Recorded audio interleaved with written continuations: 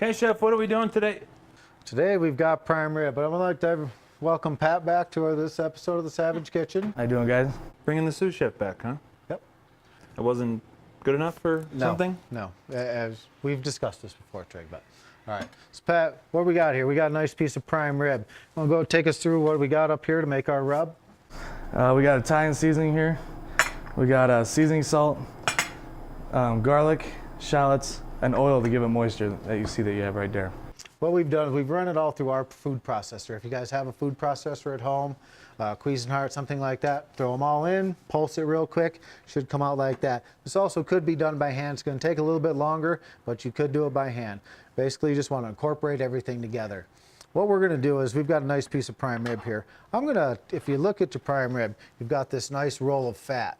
I like to get rid of that. Some people like it on there. So what I'm going to do is I'm going to take my scimitar and I'm going to cut that off. We'll just leave that off to the side. So now you've got just a nice piece. You've got your meat there.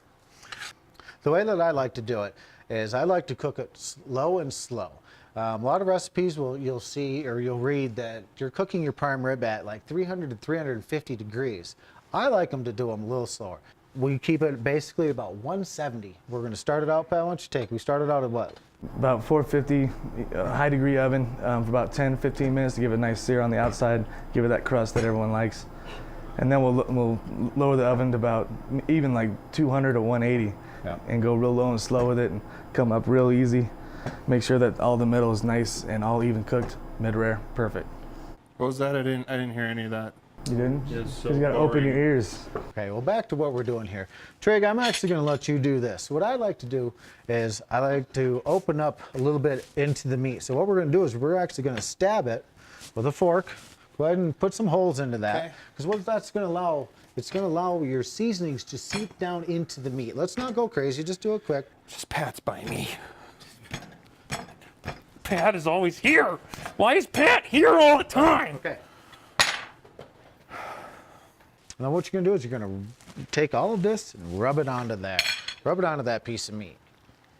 Coat it real well. There's going to be a lot of this mixture. You can do the underneath, you can do the sides, the top. Coat the whole thing. The whole thing, Pat. The whole thing.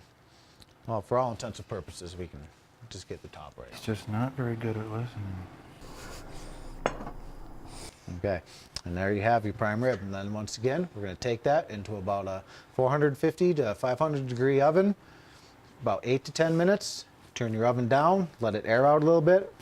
170 to 200 should take about an hour and a half to 2 hours at that time.